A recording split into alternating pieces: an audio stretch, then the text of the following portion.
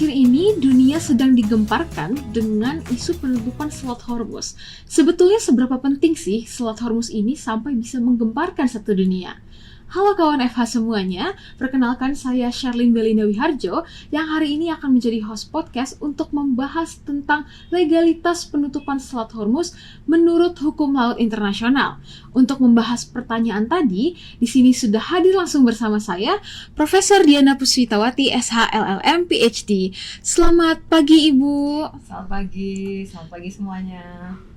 Baik, nah Prof, ini kan dunia akhir-akhir ini sedang digemparkan dengan isu penutupan Selat Hormuz ya Prof.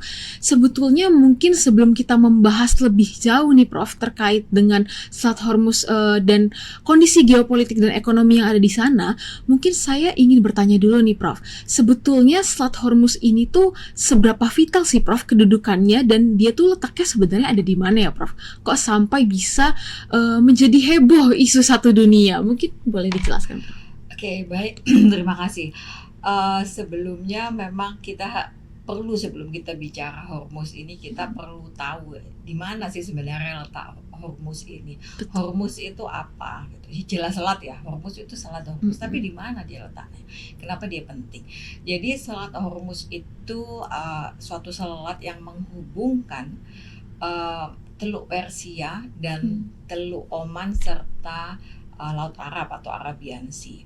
Nah, kalau kita lihat di peta, Persian Gulf atau Teluk Persia ini merupakan semi-enclosed, yaitu suatu laut yang dikelilingi oleh negara-negara, tapi tidak ada jalan lain, jadi mentok ke situ. Jadi dia dikelilingi oleh Iran, oleh Irak, oleh Kuwait, oleh Saudi Arabia, Qatar, Bahrain, Uni Emirat Arab, sama Oman gitu ya.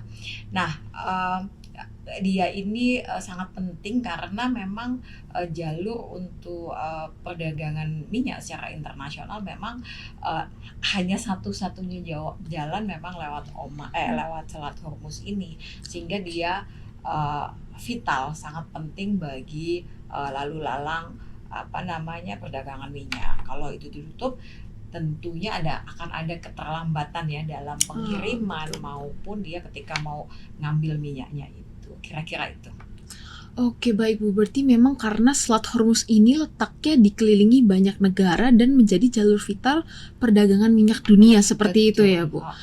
Nah Ibu, kalau yang saya tahu dalam hukum laut internasional itu kan juga ada beberapa hak lintas ya Bu. Nah kalau di Selat Hormuz sendiri itu berlakunya hak lintas apa sih Bu? Dan bagaimana kemudian keterkaitannya dengan penutupan selat ini? Baik, terima kasih atas pertanyaannya. Jadi sebelumnya memang penting kita tahu bermacam-macam hak lintas. Dalam hal ini hak lintas kapal asing. Nah, secara umum konvensi hukum laut itu mengenal atau mengatur 4 macam hak lintas kapal asing. Yang pertama itu tentunya hak lintas damai, yang kedua hak lintas transit, yang ketiga hak lintas alur laut kepulauan, yang keempat adalah hak lintas bebas atau dikenal dengan freedom of navigation. Mungkin penting saya jelaskan dulu ya di mana hak lintas ini berlaku dan mengapa dia ada gitu. Yang pertama adalah hak lintas damai. Tentunya mungkin teman-teman FH juga ya, mungkin kalau belajar hukum laut istilahnya hanya di permukaan, mungkin hak lintas damai berlaku di laut teritorial saja begitu ya. Tetapi sebenarnya hak lintas damai ini tidak hanya berlaku di laut teritorial. Jadi hak lintas damai itu berlaku di setidaknya 3 wilayah laut. Yang pertama adalah di laut teritorial, yang kedua adalah di selat yang digunakan untuk pelayaran internasional yang menghubungkan satu bagian ZEE atau laut bebas dengan satu bagian laut teritorial suatu negara. Yang ketiga adalah di perairan kepulauan di luar alur-alur laut kepulauan yang ditentukan oleh negara kepulauan. Nah, sedangkan hak lintas transit ini berlaku berlaku di selat yang digunakan untuk pelayaran internasional yang menghubungkan satu bagian ZEE atau laut bebas dengan satu bagian ZEE atau laut bebas lainnya. Nah, dengan demikian sebenarnya Selat Hormuz ini termasuk sebagai selat yang digunakan untuk pelayaran internasional. Jadi teman Eva mungkin jangan sampai bilang international strait atau selat internasional, karena tidak ada selat internasional. Yang ada adalah selat yang digunakan untuk pelayaran internasional. Karena yang internasional itu pelayarannya, bukan selatnya. Kalau selat internasional, apa indikator selat itu internasional atau tidak begitu ya. Jadi selat yang digunakan untuk pelayaran internasional. Nah, di sini berlaku lintas transit, dan kalau lintas alur laut kepulauan tentunya dia berlaku di alur-alur laut kepulauan yang ditentukan oleh negara kepulauan. Nah, kalau lintas bebas atau freedom of high seas itu tentunya berlaku di high seas atau di laut bebas dan di permukaan ZEE begitu ya. Meskipun kita mempunyai negara pantai itu mempunyai hak berdaulat di ZEE, tapi untuk navigasi itu sudah freedom of high seas. Nah, dengan demikian di Selat Hormuz ini memang kalau kita lihat petanya ya, mungkin dari aspek hukum laut internasional, dia adalah selat yang digunakan untuk pelayaran internasional yang menghubungkan satu bagian ZEE atau laut bebas, dalam hal ini Gulf of Oman atau Teluk Oman, Arabian Sea ya, dengan satu bagian ZEE lainnya ya, di Gulf of Persia. Walaupun di Teluk Persia itu walaupun dia semi enclosed sea, malah dia banyak overlapping antara ZEE antara Iran dan Saudi Arabia, Iran dan Kuwait gitu. Jadi kita anggap itu ZEE. Tapi ada juga yang mengatakan bahwa itu bukannya menghubungkan satu bagian ZEE atau laut bebas dengan satu bagian laut teritorial ya, karena dia bentuknya nyakung gini ya. Bisa saja orang bilang itu laut teritorial Iran begitu ya. Sehingga berikutnya akan baik kalau kita jelaskan apa sih bedanya lintas damai sama lintas transit itu. Nah, lintas damai atau lintas transit bedanya adalah pada esensi dari kedua hak lintas itu. Meskipun sama-sama keduanya itu istilahnya rights of innocent passage sama right of transit passage, tapi esensinya yang lintas damai, hak lintas damai itu adalah hak ya. Kalau yang lintas transit di pasal 38 dia mengatakan freedom of navigation. Sehingga dia apa sih kira-kira bedanya? Tentunya degree of obedience atau tingkat kepatuhan kapal asing itu terhadap hukum negara pantai atau negara selat itu lebih rendah daripada kalau lintas damai. Nah, oleh karena itu kalau saudara ya katakanlah boleh lewat lintasan itu, antara satunya itu agak diatur, satunya itu bebas. Pilih yang mana? Yang bebas dong, tentu saja. Gitu kan? Nah, untuk Selat Hormuz ini memang sudah disepakati dia berlaku lintas transit. Dan di situ menurut hukum laut internasional, kalau diperlukan di alur-alur di selat atau di wilayah-wilayah tertentu, jika diperlukan boleh dibentuk yang namanya TSS atau Traffic Separation Scheme. Nah, di Selat Hormuz sudah ada TSS. Jadi sudah ada exit point, sudah ada entry point dan exit point di sana. Jadi sebenarnya kalau kita lihat esensinya, maka di Strait of Hormuz itu berlaku lintas transit. Apa sih lintas transit itu? Betul. Ya, tadi lintasnya ya jelas lintas yang menghubungkan dan sebagainya tadi.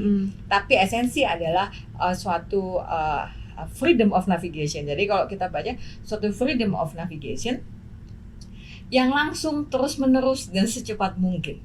Jadi dengan kata lain ada kewajiban dari negara selat atau strait, bordering strait untuk tidak menyetop, gitu ya. Bukan hanya menyetop ya, tapi untuk tidak menghentikan. Nah, apalagi menghentikan, ya nyetop aja nggak boleh, nyetop aja nggak boleh, tapi apalagi menutup atau menghentikan. Nah, bagaimana Bu kalau lintas damai begitu kan? Iya. Nah, untuk lintas damai memang dia boleh boleh dihentikan atau disuspend depending begitu asalkan memang memenuhi pasal 19 ayat 2 dari Konvensi Hukum Laut huruf A sampai dengan huruf A. Nah, kalaupun hak lintas damai itu disuspend atau dipending, ada kewajiban untuk mengganti rute. Mungkin saja boleh ya kalau misalnya ini perang atau lagi ada hostile activities, maka boleh disuspend untuk lintas damai ya, tetapi harus mengalihkan atau harus ngasih rute, detour ya. Jadi, nah kalau kita lihat secara geografis nggak mungkin ngasih detour ya, karena itu dua buntu di sana. Iya, Nah, betul. itu jadi satu-satunya letak, satu-satunya jalan gitu ya. Dan berikutnya juga kalau misalnya ada suspension untuk lintas damai ya, ini ada suspension untuk lintas damai, ini tidak boleh ada diskriminasi. Kalau disuspend semua kapal, satu kapal semua kapal di suspend gitu ya. Nah, tapi kan di Selat Hormuz ini kan memang sudah lintas transit ya. Betul. Nah, itu bedanya lah kira-kira. Jadi memang menurut Konvensi Hukum Laut ya Selat Hormuz sudah disepakati bahwa itu berlaku hak lintas transit. Oke, baik Bu. Berarti karena di Selat Hormuz ini berlakunya hak lintas transit itu ditetapkan juga karena memang tadi ya Bu, faktanya kalau Selat Hormuz ini yang menjadi jalur vital dalam perdagangan minyak dunia, Betul. makanya ditetapkan Betul. hak lintas transit. Lalu itu pertama dari yang saya catat ya Bu. Nah, mungkin di sini juga saya mau bertanya juga dan mungkin pertanyaan dari kawan-kawan FH juga nih Bu. Kan Iran itu bukan anggota atau bukan negara yang meratifikasi UNCLOS atau Konvensi Hukum Laut ya Bu. Nah, apakah karena posisi Iran ini yang bukan sebagai negara yang meratifikasi UNCLOS, akhirnya dia bisa kemudian menutup Selat Hormuz, atau sebenarnya ada faktor atau hal lain yang bisa dijelaskan dalam aspek hukum laut Bu? Oke, baik, bagus sekali pertanyaannya ya. Jadi memang acap kali status Iran sebagai non-state party to UNCLOS ini sebenarnya sangat, ada bilang sangat berpengaruh begitu ya. Tapi kita lihat dulu. Jadi Konvensi Hukum Laut itu adalah suatu konvensi yang kalau kita bilang orang hukum itu package deal. Package deal itu kamu harus menerima secara utuh begitu ya. Kalau dalam teori hukum perjanjian internasional kan ada tuh yang namanya reservation. Iya, betul. Reservation itu ada ketika karena negara itu ada kedaulatan ya. Jadi dia boleh ratifikasi dengan pensyaratan gitu kan. Tapi dalam Konvensi Hukum Laut jelas disebutkan bahwa there shall be no reservation. Jadi take it or leave it. Ya. Sehingga meskipun Iran mungkin ikut dari awal sebagai negara negosiator begitu ya, tapi dia akhirnya tidak meratifikasi. Nah, sebenarnya Amerika juga tidak meratifikasi UNCLOS. Betul, gitu ya. Ibu. Tapi bedanya kalau Amerika mengadakan ada dia pernah membuat deklarasi bahwa dia tunduk pada seluruh aturan UNCLOS kecuali yang sebenarnya mau direservasi. Ya, itu Amerika ya. Nah, kalau Iran memang dia secara nyata dia bukan non-party to UNCLOS dan dia berdasarkan statusnya ini maka dia mengatakan bahwa lintas transit itu hanya salah satu provision dalam UNCLOS sehingga hanya mengikat state parties of UNCLOS saja. Sementara Iran mengatakan bahwa dia mengambil sikap bahwa dia menarik laut teritorialnya 12 mil dan ini 12 mil itu bukan berdasarkan UNCLOS tapi berdasarkan International Customary Law sehingga dia mempunyai dasar ya, mempunyai legalitas untuk menutup itu, untuk bukan menutup ya, untuk menyetop dan untuk mengontrol Selat Hormuz itu. Nah, karena dia berkata oh ini International Customary Law sehingga saya 12 mil laut teritorial itu masuk, itu mungkin saja bisa saja saya bilang itu lintas damai. Nah, menjadi suatu pertanyaan deh, gimana nih Iran punya dasar hukum sendiri, orang lain punya dasar hukumnya bahwa itu sebenarnya lintas transit gitu ya. Nah, ini menjadi bahasan yang cukup menarik mungkin ya kalau mungkin teman Eva juga mau mengambil skripsi gitu ya. Kalau kita ketika kita belajar hukum perjanjian internasional, kita Mhm. belajar bahwa dalam perjanjian internasional ada kalanya perjanjian internasional itu mengafirmasi international customary law yang ada gitu. Istilahnya menuangkan dalam bentuk tertulis. Betul. Nah, dalam hal ini menjadi pertanyaan yang sangat bagus. Apakah ketentuan-ketentuan dalam treaty itu bisa menjadi Customary international law? Karena kita tahu bahwa syarat suatu customary international custom menjadi international customary law adalah sudah dilakukan berulang-ulang oleh banyak negara betul. dalam waktu tertentu, taat asas begitu ya. Nah sekarang meskipun Iran bukan bukan state party of UNCLOS, tapi UNCLOS ini sudah diratifikasi banyak negara, sudah dilakukan lintas transit di situ oleh banyak negara dalam waktu yang lama, gitu. Taat asas juga gitu ya. Jadi tidak boleh, nggak ada penyetopan, hanya dalam hal traffic separation scheme aja, entry sama exitnya. Nah itu yang kira-kira menjadi pembahasan hukum, analisa hukumnya itu. Jadi kalau kita melihat apakah bisa Selat Hormuz ditutup menurut hukum laut internasional, ya jawabannya jelas tidak bisa. Boleh ya, tidak boleh. Karena kita menurut hukum laut internasional secara normatif. Tapi kalau secara kita tahu ya secara politis dan sebagainya, ya kita tahu berarti kayak penyerangan Amerika mungkin itu secara normatif tidak boleh, tapi kenyataannya terjadi. Gitu. Karena memang unsur-unsur politis ini sangat jadi, kuat. Politis, ekonomi tentunya yang mungkin bukan ruang lingkup dalam anak Eva ya. Betul, Eva kan dikembalikan lagi ke normatifnya begitu. Nah kalau konvensi jelas, tapi ya itu tadi kayak gitu bisa nggak ya ketentuan-ketentuan konvensi ini dibalik jadi customary internasional lah, bukan customary internasional dituangkan dalam treaty begitu. Tapi kebalikannya gimana nih? Nah itu saya rasa mungkin penelitian yang cukup bagus gitu ya. Nanti saudara bisa menemukan apa sih indikator-indikatornya begitu. Baik Bu, berarti dari yang saya tangkap dari apa yang sudah Ibu jelaskan ini sebenarnya karena memang walaupun Iran itu bukan bagian dari negara yang meratifikasi UNCLOS, tapi kemudian tetap untuk pengaturan ini tuh sifatnya katakanlah saklek seperti itu ya Bu, karena kan memang ini juga menyangkut kepentingan masyarakat internasional. Ya, jadi harusnya dia ya kalau menurut hukum sih ya dia tidak boleh menutup itu. Tapi Bu, mungkin ada nggak sih Bu kondisi-kondisi yang diperbolehkan oleh hukum laut internasional itu sendiri atau rezim UNCLOS itu sendiri agar suatu wilayah perairan yang menjadi wilayah yang dilalui banyak aktivitas perdagangan dunia, katakanlah seperti itu, bisa kemudian ditutup oleh suatu negara atau negara pantainya. Dalam hal ini kalau misalnya negaranya itu kemudian seperti Iran menutup, karena kan kalau tadi Ibu bilang tidak boleh sebenarnya dalam hukum, tapi ada nggak sebenarnya Bu ketentuan-ketentuan khusus yang bisa menyimpang dari itu? Oke, kalau lintas transit jelas dalam pasal 44 disebutkan nggak ada. Jadi tidak boleh di stop whatsoever. Sama sekali ya Bu, berarti ya. Bunyinya adalah freedom of navigation. Nah, tapi kalau untuk lintas damai sebenarnya sama ya, semua lintas yang saya sebutkan 4 tadi dia sifatnya harus langsung, terus-menerus dan secepat mungkin, kecuali di situ bisa terbukti bahwa ada force majeure, ada kerusakan kapal gitu kan, dan harus langsung, terus-menerus dan secepat mungkin. Nah, kalau untuk lintas damai nih boleh di stop ketika dia tidak damai kan gitu. Nah, sekarang lintas damai itu apa sih? Ya lintas yang tidak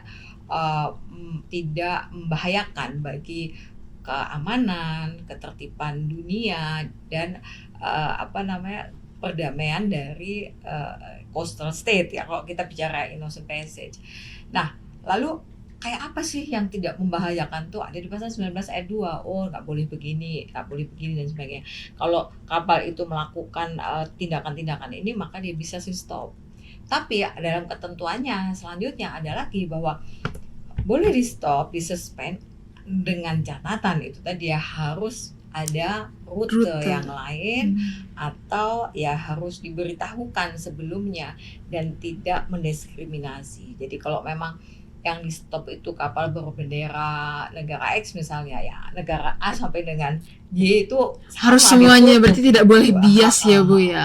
Nah kalau transit transit sudah jelas dia tidak boleh di Sama sekali sama sekali nggak ada nggak ada, ketentuan karena penyimpangan. sebenarnya esensi dia adalah menghubungkan satu bagian lintas ZEE atau HISIS dengan satu bagian ZEE atau HISIS lainnya gitu. Baik Ibu. Mungkin ini yang makanya sampai gempar itu ya Bu, karena memang ini tuh The only route ya dia. hanya satu-satunya dan Hanya satu-satunya. tidak bisa kemudian ada eksepsi atau hal-hal yang dapat menyimpangi ketentuan ini ya Bu ya. Begitu ya. Jadi mengapa negara-negara itu mengambil minyak di wilayah sini begitu ya, karena minyak ininya sangat baik gitu, sangat bagus begitu ya kualitasnya. Jadi minyak mentah yang mungkin kalau ada tuh ada yang ngomong kenapa sih kok nggak dibawa ke dari darat gitu, transportasi darat. Wah ini tambah nggak mungkin lagi begitu biayanya ya, karena, ya Bu. Ya kapasitas dari pengangkut di darat itu seberapa begitu ya. Oleh karena inilah mengapa transportasi lewat laut meskipun kita tahu bahwa resikonya sangat tinggi tetapi masih preferable. Jadi masih disenangi oleh jangankan minyak ya, semua perdagangan internasional itu masih lebih memilih ocean as a mean of transportation karena dia kapasitas angkutnya sangat banyak. Nah, kalau misalnya ada penyetopan tentunya akan sangat berimbas ya, dia ngambilnya akan extend time gitu ya. Habis itu dia bawa keluarnya itu juga harus waktu gitu ya, dia harus antri dan sebagainya. Nah tentunya pasti akan mempengaruhi keberadaan minyak atau ketersediaan minyak, terutama harga yang menjadi gonjang-ganjing dunia saat ini ya Bu. Dan saat ini kan memang ya salah satu yang bisa dilakukan adalah menego ya diplomatic action dari negara-negara yang mungkin dia merasa udah terimbas nih, ya udah saya mau menego. Dan memang Iran saya rasa sudah ada itikat baik juga ya. Jadi Iran juga ada kan sudah kabarnya ada beberapa kapal yang diperbolehkan gitu ya. Nah kalau dia bilang ini nih bahaya nih jalur ini karena kita lagi perang, sebenarnya boleh-boleh saja gitu ya, tapi ya itu kamu harus mengganti rute dan nggak ada rute kalau kita lihat di peta ya. Jadi itu udah mentok di situ, mentoknya udah ke Irak gitu ya. Jadi muter aja mereka untuk mengambil minyak sebenarnya gitu. Berarti Bu, mungkin saya izin follow up lagi nih Bu, menarik sekali. Kalau tadi berdasarkan yang Ibu bilang, berarti secara legalitas sebenarnya tindakan Iran selain penutupan itu tidak boleh, tapi hanya membolehkan beberapa kapal dari negara yang melintas juga sebenarnya itu sudah menyimpangi ketentuan hukum laut ya Bu? Kalau kita bicara normatif ya, ya tentunya dia sudah melakukan diskriminasi. Tapi saya tidak mengatakan langsung tidak boleh ya, namanya juga orang lagi negara sedang berkonflik ya begitu. Jadi aspeknya tidak melulu pada aspek normatif atau hukum begitu ya, banyak aspek ekonomi, aspek sosial politis yang mereka ya akhirnya berganding position ya begitu. Betul. Ya. Sangat menarik ya Bu ya, karena memang laut ini mungkin kelihatannya hanya biru lautan biasa aja, tapi di dalamnya ini mengandung sangat banyak kekayaan yang diperebutkan dan menjadi jalur vital. Betul. Mungkin kalau dari Ibu sendiri nih Bu, sebagai guru besar hukum laut internasional, sebetulnya kalau dipandang dari sisi hukum laut internasional, ada tidak sih Bu sebenarnya salah satu alternatif atau mungkin solusi yang bisa ditempuh agar perdagangan dunia ini kemudian tidak mampet, kemudian ini juga bisa menyesuaikan dengan legalitas hukum laut, tapi mungkin tetap tidak memihak ke secara sosial politis itu tidak memihak mungkin kepada salah satu Ya, kubu atau poros seperti itu katakanlah Bu. Oke, pertanyaan yang sangat baik ya. Ya, yang bisa dilakukan itu tadi saya bilang ya negosiasi ya, pendekatan persuasif, negosiasi. Tapi kalau kita terus kalau mengadili nggak bisa lah jelas ya, karena kalau mengadili itu kan harus kita tahu bahwa semua peradilan internasional itu bersifat pasif atau dia tidak akan mengadili ya kalau negara yang bersengketa itu tidak mengajukan dan tidak membuat pernyataan tertulis bahwa dia tunduk pada kewenangan dari lembaga peradilan internasional itu gitu. Jadi yang bisa kita lakukan ya negosiasi gitu ya, dan mungkin ya mengatur pasokan minyak di dalam negeri ya, bagaimana macam-macam lah ya, bisa ada yang kenaikan harga dan sebagainya, karena memang tertunda ya, maksudnya misalnya harusnya itu dalam waktu sebulan tuh udah ada lagi, tapi ini kan terhambat gitu ya gitu. Baik Ibu, mungkin kalau dari saya segitu saja sih Bu pertanyaannya, karena jujur aja buat saya sendiri tuh ini isu yang sedang saya ikuti karena sangat menarik ya Bu. Laut ini tuh banyak sekali, dari satu tempat saja bisa menggoncangkan satu dunia jadi, isunya. Kalau kita lihat ya, kalau kita lihat di aspek kelautan atau semua masalah hukum yang ada di laut sebenarnya tidak melulu hukum internasional begitu kan. Ada aspek-aspek, kalau kita tidak bicara Iran ya, tapi kita bicara laut, tadi saudara bilang sangat luas. Sebenarnya kita bisa melakukan kajian hukum administrasi, hukum tata negara, hukum pidana, hukum perdata, tapi fokusnya tetap ke lautan gitu. Nah, ini mungkin masih belum banyak dilakukan oleh teman-teman yang mengambil prodi ilmu hukum gitu ya, karena dibatasi bahwa laut itu cuma hukum internasional, sebenarnya tidak juga. Tapi kalau kita bicara Iran ya iya gitu ya, hukum internasional. Nah mungkin itu ya yang teman-teman FH mungkin bisa bisa lebih banyak melakukan kajian-kajian, digali untuk jadi skripsi barangkali ya Bu gitu ya. Karena kan salah satu tantangan bagi mahasiswa Fakultas Hukum adalah menemukan isu hukum gitu ya. Baik Ibu, mungkin kalau dari saya itu saja pertanyaannya. Terima kasih banyak Ibu atas kesempatannya, terima kasih Prof. Nah, untuk teman-teman FH sendiri, semoga dari penjelasan yang sudah disampaikan oleh Prof. Diana ini dapat membuka wawasan teman-teman, terutama terkait isu yang sedang panas saat ini di dunia terkait penutupan Selat Hormuz dan bagaimana legalitasnya jika kita pandang dari sudut pandang hukum laut internasional. Saya Sherlyn Belinda Wiharjo, izin pamit undur diri dan terima kasih.